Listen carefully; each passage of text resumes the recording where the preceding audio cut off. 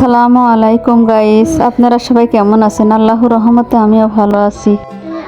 এভাবে মাংস ডুবো তেলে ভেজে নিলে মাংস অনেক সুস্বাদু হয়। আলু এভাবে ডুবো তেলে ভেজে নিতে হবে।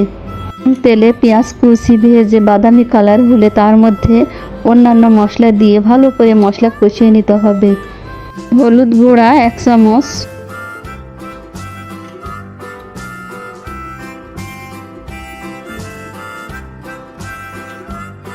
মরিচের গুঁড়া 1.5 চামচ, আদা বাটা 1 চামচ, রসুন ও পেঁয়াজ বাটা 2 চামচ, মশলা বাটা 1 চামচ, জিরা বাটা 1 চামচ,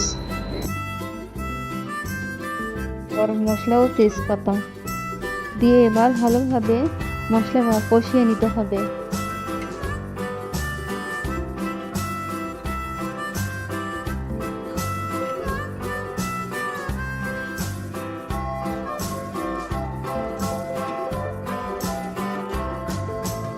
কষানোর পর যখন ভাজা অবস্থায় তেল উপরে ভেসে উঠবে তখন দেখবেন মশলা ভাজা হয়ে গেছে। এভাবেই মশলা আমরা ভেজে নিব।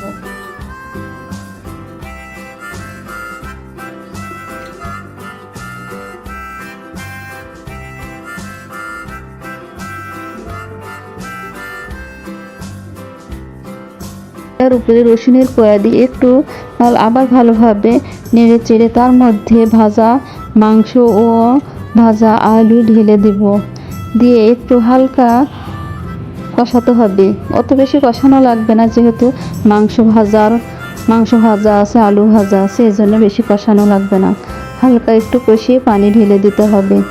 দিয়ে আমাদের এভাবে রান্না করে নিতে হবে। মাংসের রান্নার রেসিপিটা আপনাদের কাছে কেমন হয়েছে? ভালো লাগলে লাইক, কমেন্ট, শেয়ার দেন এবং সাবস্ক্রাইব করেন। আল্লাহ হাফেজ।